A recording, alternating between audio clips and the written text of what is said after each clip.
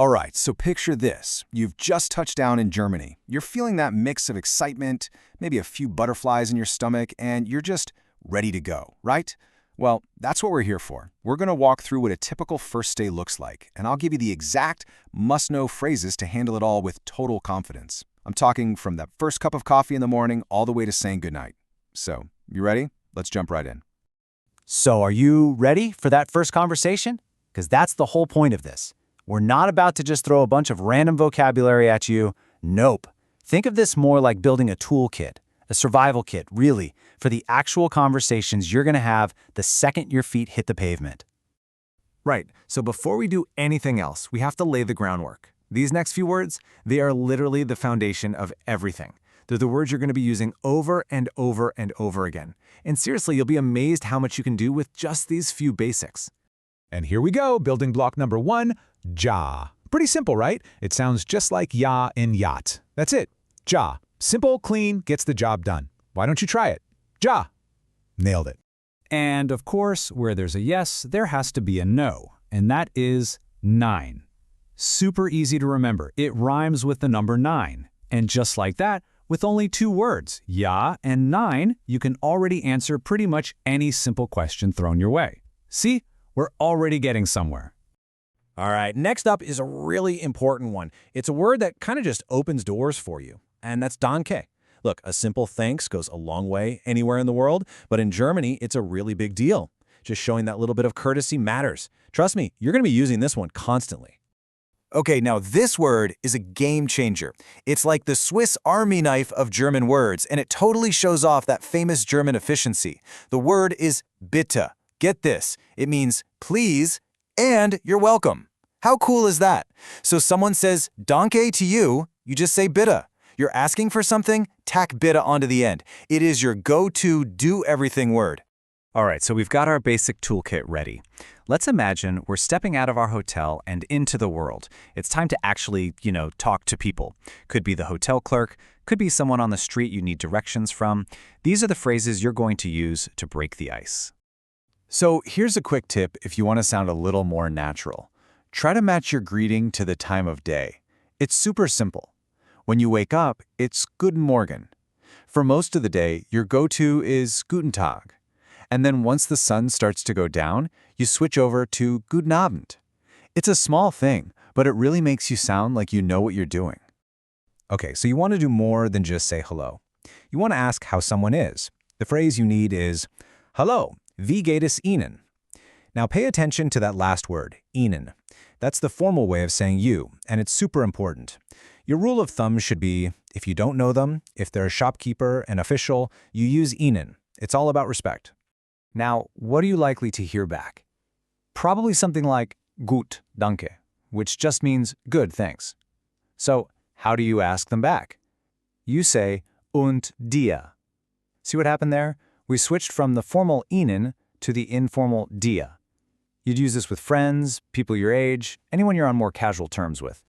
And of course, at some point, you've got to introduce yourself, right? Easiest thing in the world. You just say, ich bin, and then your name. So, for example, I'd say, Hallo, ich bin Alex. That's it. It's the most basic way to make that first connection. Okay, so we've been out and about, we've been social, but now your body is starting to talk. You know that feeling. If you're getting hungry or thirsty, maybe a little tired. We need to learn the phrases to take care of ourselves. This is all about making sure you stay comfortable on that first adventure. Just think of this list as your personal cheat sheet for survival. Now, you might look at something like Ich habe Hunger and think, wait, that literally means I have hunger. And you'd be right. The grammar is a little different sometimes. But for today, honestly, don't even worry about it. Just memorize the whole phrase as one block. Ich habe Hunger means you're hungry. Ich bin müde means you're tired. Simple as that. All right, here is a sentence that, let's be honest, you're going to be very happy you learned. The first part is Entschuldigung. Think of it as excuse me. It's the perfect polite way to get someone to stop and listen to you. And then you just ask the all-important question, Wo ist die Toilette? Okay, we found the facilities, we're feeling comfortable, maybe we grabbed a snack. Now it is time to really get out there and explore the city. So let's talk about the essentials for finding your way around, both on the streets and on public transport. When someone's giving you directions, it's pretty much all going to boil down to two words. Seriously. You've got links for left and rechts for right. If you can just get those two down, any directions you get will suddenly make a whole lot more sense. So what are your options for getting around? Well, you could take der Zug, that's the train. Or maybe der Bus. A lot of German cities also have die Straßenbahn, which is the tram. And the one place you'll definitely need to know is der Bahnhof. That's the main train station. That's your hub.